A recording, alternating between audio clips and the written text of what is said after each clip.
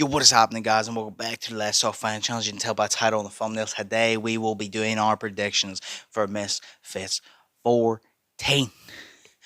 We're going to be looking over the fights. Before I look at it, I actually wish that I returned to this channel with more time to spare, because so much has actually hyped this card up. This card, I'm saying it right now, this card is going to be explosive.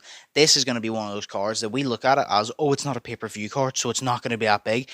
This card is going to be one of those ones, mark my fucking words, that is going to go absolutely insane. These fights are going to be fucking great. Whether they're all-out brawls, whether they're boxing technical skill, it doesn't matter. I'm predicting that this card is going to be one of the best Misfits card, and possibly the best non-pay-per-view card, if it can top the Fox of G knocking out Spartan J type one. Shit, it's going to go crazy. And I'm here to do my predictions. There's been a lot of build-up this week, and I think I'm ready to give my predictions. So we just going to run through it. We going to give our predictions. We going to see what happens. I'm going to be sitting. I'll be watching live event. I'm sure you are too. And let's see some fucking knockouts, baby. Let's see it. But hey, first fight, we got Temple Arts versus Ben Knights. Now, this one, I haven't seen Ben Knights fight. I've watched him workouts, etc. I'm going to go with Temple Arts in this one. I think Temple Arts wins by decision. And the reason I think Temple Arts wins by decision is I think both of these guys are big guys. I think they're both going to come out and they're both going to try and use their reach. They're both going to try and jab, box, all this and that. I think they're both going to tire, and I think it's going to be quite a sloppy fight, the same as the Chase the More Temple Arts fight. And I just believe that Temple Arts is going to continue to throw those big haymaker ones, and Ben Knights just isn't going to have an answer. I do think it will be a sloppy fight the more it goes on, but I got Temple Arts winning this one because I feel like Temple Arts, even when he's tired, he still keeps throwing. He doesn't give up. He still keeps coming forward. So I feel like he's just going to have that heart in him. I feel like it could be a good fight, has good potential to be a good fight. But if I'm calling it now, I got Temple Arts by decision. I think he retains the belt, and I think maybe we get a Chase the More rematch. I wouldn't mind that too much, but Temple Arts by decision. Then we move on to the second fight of the night. We got Argentinian King versus Britain's worst boxer. Now I'm going to keep this one quick. Argentinian King by decision I'm going to pick, because if Argentinian King loses to Britain's worst boxer, then yeah, I don't know what he's supposed to do anymore. And I'm still confused. Is Britain's worst boxer, is that his name, or is he genuinely with Britain's worst boxer? Because see, now that I've looked at him a bit more, I feel like I recognize him, and I feel like he is a well-known journeyman. And he probably has like 70 losses. I haven't even looked at his record. He probably has like fucking 70 losses. So I think Argentinian King, the whole point is he's going to get in. He's fighting Britain's worst boxer. He's going to get in, and he's going to get a chance to display his skill. Possible, if he has knockout power, show that and basically hype him up, because we got the likes of Joey Knight in this tournament that it's hyped up. We got Wild Sharks. We've already seen like what he has to bring to the table. We got Yuri Gang for Slow Cray Cray in the next Misfits card. That's going to be fucking insane. So this is Argentinian King's chance to get in the ring and prove, okay, this is why I'm in this tournament. This is why I have a chance of winning. This is why you want to see me. And he basically needs to show, okay, I'm the person you want to see fight Joey Knight and Lil Cray Cray. I'm the biggest threat in this entire tournament, and I think he has to do that. I think he wins by decision. Britain's worst boxer, going off his name, I can only assume he's not going to win, because if he wins, well, then he's no longer Britain's worst boxer. That's the way I feel it. I don't think he'll knock him out, because if he's Britain's worst boxer and he's had that many fights, I can only assume that he's just been beaten up the entire time, but he's not been knocked out a lot. So I'm going to say by decision, Argentinian King. Next up on the fight card, we got Adam Brooks versus King Kenny. Now this one's going to be heat. This one I'm excited for. It's so annoying though. The one thing that bothers me about this fight is we never know what type of King Kenny we're going to get. Are we going to get the aggressive King Kenny, or are we going to get the very passive jab only King Kenny? That's the annoying part, because the jab only King Kenny, you know, it's not going to be a good fight. But if King Kenny's aggressive, he comes in, he uses jab. We've already said this. King Kenny has the best jab in the YouTube boxing scene, and when he's aggressive with it, it is deadly, because he uses that jab to get himself in range, throws the shots that he needs to do against the likes of Wenderson Nunes. He throws those shots, you know what I mean? Then his last outing against Anthony Taylor, he didn't really get a chance to do that, because Anthony Taylor just rushes you and hugs you. So if King Kenny actually becomes aggressive in this fight and he uses jab, he puts himself in positions to take those shots, put those combos together, I think he has a good chance of making his case for this. Adam Brooks, I'm pretty sure he's coming off the knockout win. He brings a lot to the table. He's a very good technical boxer. Obviously, nice job as well. He puts combos together nicely, and I think this is going to be one where, oh, I don't know, but this is one that it could end in a stoppage or it could go by decision. I'm going to go off my gut right now and say it goes to decision. And I think this might shock a lot of people. I think Adam Brooks takes this. And that is simply because I don't know what type of King Kenny we're getting, right? If we get passive King Kenny, I think Adam Brooks completely pushes he's the aggressor. He pushes the pace and he wins. I think if we get aggressive King Kenny, I still think Adam Brooks has a good chance of winning this fight. And I think that it becomes the case of, if King Kenny's aggressive, is he going to use his jab? Because to me, that's the telling point. If he uses his jab well and keeps Adam Brooks out of range, then he has a good chance to make his case and win this fight by decision. But I don't think he'll do that. I think Adam Brooks will come in. I feel like he'll be the aggressor. I feel like King Kenny may throw a couple shots, but he might do what he kind of did against Anthony Taylor, which is obviously Adam Brooks ain't going to hug King Kenny that much, but he's kind of just going to back up a little bit and then get himself in a position where they're too close to throw because his arms are so long. He's not going to have space to throw, and I think Adam Brooks is just going to push that, and Adam Brooks is going to take it by decision. There might be a knockout in this one.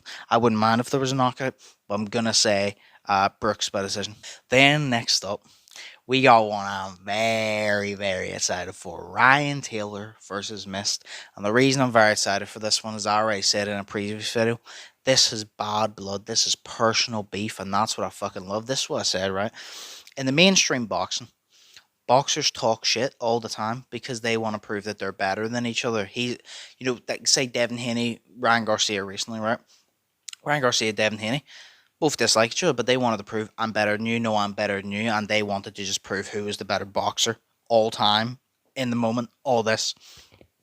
YouTube boxing, obviously you get the ones who want to prove they're the better boxer, the better fighter, but a lot of the time, what did YouTube boxing originate from? It originated from KSI versus Joe Weather on the first main card, which was the bad blood between them.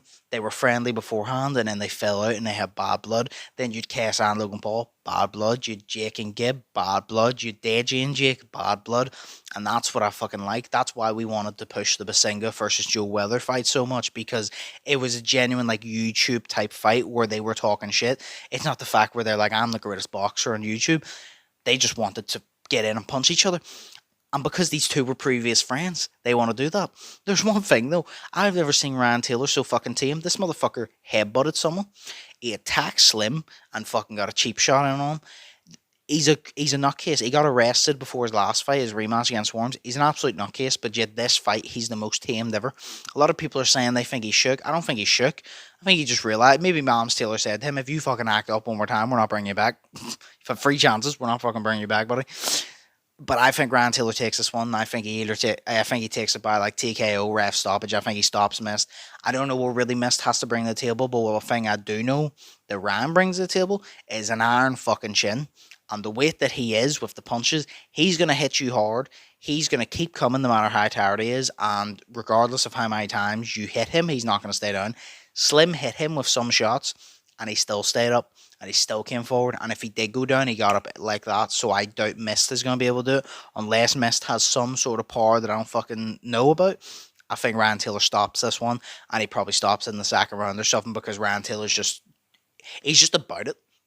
Ryan Taylor, like him or dislike him, he's about it. When he gets in that ring, he's not going to back off. He's not just going to use jab. He's going to go head to head for you. And he's going to get in there and try and knock you out. You got to give him respect. He's about it. Then we'll move on to the next fight. And it is the co-main event, and I'm excited for this one. We got Julie Polka versus Barbie. Now, yes, this was supposed to be in the Kingpin tournament. This was supposed to be the female finals, the Kingpin tournament. We never got it. But now, we're going to get it, baby. And I'm excited. And the thing that makes me more excited now is when the female Misfits tournament started. Sorry, not Misfits, Kingpin. The female Kingpin tournament started. I kept saying, okay, I think Barbie's going to win. From the very beginning, I thought Barbie was going to win. Then I predicted Elle Brooke to beat Julie Polka. Then Julie Polka came in and beat Elle Brooke. Then Julie came over to Misfits and won her next fight and became the champ. And now it's one of those fights Barbie has got the reach, the height. Julie Polka has probably got the boxing technique and the power. And I think it's a very interesting one. I think Barbie's going to come out. She's going to do what she always does. She's going to try and use her like length and reach and throw punches from a distance. And try and use that. But she's also obviously going to go for the knockout like she always does. Julie Polka's going to come in and Julie Polka's going to try and get close and make it a little bit of a brawl because of the height and reach advantage and just get rough with it in there. And I can't wait. I could see this fight going either way. I could see this fight going either way. I could see it going to decision. I could see Barbie winning. I could see Julie Polka winning. But there is one prediction that I'm going to give. And I'm going to stand by it. I predicted Barbie to win when the Kingpin tournament first came out. Then Julie Polka got in. The cards got mixed up a little bit. And now it's different. I still think Barbie poses a deadly threat in this fight. But I think Julie Polka wins this. And not only do I think Julie wins this, I think Julie stops her. And the reason for this is Barbie's never been in there with someone that's going to come forward, take your shots, and give you harder shots back. Julie Polka has more power than Barbie. She's going to take Barbie's shots unless Barbie connects her in the temple or the perfect part of the chin. She's going to walk through them. Because Elle Brooke hits pretty fucking hard. We saw that against AJ Bunker. And she walked through Elle Brooke's shots. And she beat her up. So I think Julie Polka pushes Barbie. And I think Julie Polka stops Barbie in this one. I do. I think it's a stoppage. And I cannot wait. This is going to be an interesting fight. This is one of those fights I could see, even if it's a stoppage, us getting a possible rematch in the future because of how exciting it is. Even if it ended in the first round, I probably want to see a rematch. So, but I got Julie Polka by stoppage. Then we move on to the finals, which is Salt Poppy versus Ferrari. This guy, Ferrari, I want to give him his flowers. I didn't know who he was before this. I still don't really know who he is. But one thing I want to give him is he has come on to the Misfits scene without a lot of people knowing him. And he has made waves because we're all excited for this fight. And I'm going to be honest, I'm cheering for Salt Poppy in this fight. Right? And I thought when this fight first got announced, though, Salt Poppy got this. But now this guy's really made it interesting. He's talked shit. He's pushed Salt Poppy outside his like comfort zone a little bit. Usually Salt Poppy is sitting there going, yeah, no, we're going to see him fight now. I'm going to beat him up, blah, blah. This guy has made Salt Poppy talk shit because how much he talks shit. He tried to fight He tried to fight Anthony Taylor. He took a fucking punch at Anthony Taylor. Tried to kick, I think, one of Salt Poppy's teams. He's trying to fight everybody. This motherfucker is lunatic. Him and Salt Poppy got into a heated argument at the fucking workouts and the weigh-ins face to face. He got into another one with Anthony Taylor where they went head to head, had to be separated. This guy's a lunatic, and I don't know if he's one of those ones that just has a loud mouth and he's not going to back it up, or if he does back up, the way he gets on, if he fights half as good as he talks and creates situations, I think Salt Poppy got a bad fucking night on his hands. But saying that, when it comes down to it, I haven't seen much of Ferrari. I've seen the pad work. That's about it. I don't know much about him. I've seen Salt Poppy, but I've seen Salt Poppy's weaknesses as well. The cockiness, the way he keeps his hands down, the way he taunts, and the way instead of creating a bigger lead on the scorecard, he decides to drop his hands, play about, taunt a little bit, and how it's cost him in the past. Against Slim, against the likes of Anthony Taylor. It's happened. And I think the Ferrari guy is going to come out and I think he's going to be aggressive. But again, will this Ferrari guy be half as good at fighting as he is at talking? I don't know. So my prediction stands right now. I think Salt Poppy stops him. I think Salt Poppy, he's slick. He's still fast.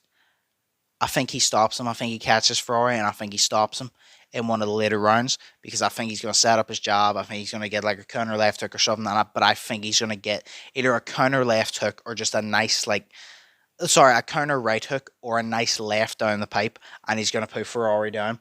But I would not be shocked if this went the distance and it was a close fight because this Ferrari guy, like I said, fights half as good as he talks and creates situations. We got another star. And see, even if he loses to Salt Poppy, because of the way he's promoted this fight, because of the way he's made it so interesting, because I'm more invested in this fight because of him than Salt Poppy. I'm on Salt Poppy's side. I want Salt Poppy to win, but I'm more invested because he's made it personal. He's made the beef real. He's done the shit talk. He's made the hype for it. So we got to give him his flowers. I want to see him on future Misfits cards, regardless of how this fight turns out. I want to fucking see it. So I'm excited for that one. But yes, that is my predictions for this card. I'll put it up on the screen somewhere anyway. You can let me know down below what your predictions is. You'll probably see this a couple hours before the event. Hope you all enjoy the event. Hopefully it goes well. Hopefully we see some knockouts. Hopefully we see some great fights. Hopefully we see some setup for future fights and storylines. I cannot fucking wait. But that's my predictions. Let me know in the comments below, like I said, what your predictions are for the entire card. Who do you think's going to win? How do you think they're going to win? If you want to predict the round, go for it. But for now, stay safe. Hope you all have an amazing day. And I'll see you in the next one. So, peace.